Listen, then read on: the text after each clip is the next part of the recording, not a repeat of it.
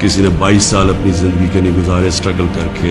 मैंने तो अब पब्लिक में निकलना है और मैंने स्ट्रगल करना है। तारीख है वो कभी किसी को माफ़ नहीं करती। कौन क्या रोल प्ले कर रहा है, तारीख में हमेशा ये चीज़ें सामने आ जाती। लेकिन एक जिंदा कौम हमेशा अपने हकूक़ के लिए खड़ी होती है और हमेशा आपकी सबसे बड़ी कि आपने ये गुलामी नहीं कबूल करनी।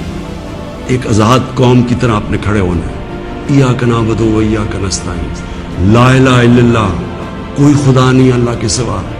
ये नारों पे पाकिस्तान बना था, इसके लिए कुर्बानियाँ दी थी लोगों ने। मैं आपके साथ पूरी स्ट्रगल करूँगा। मैं किसी सूरत तस्लीम नहीं करूँगा कि किसी किस्म की इम्पोर्टेड गवर्नमेंट इस मुल्क के ऊपर मसलत की जाए। वो आदमी घूम फिर के सिर्फ एक बात आपको समझा रहा है, आजादी।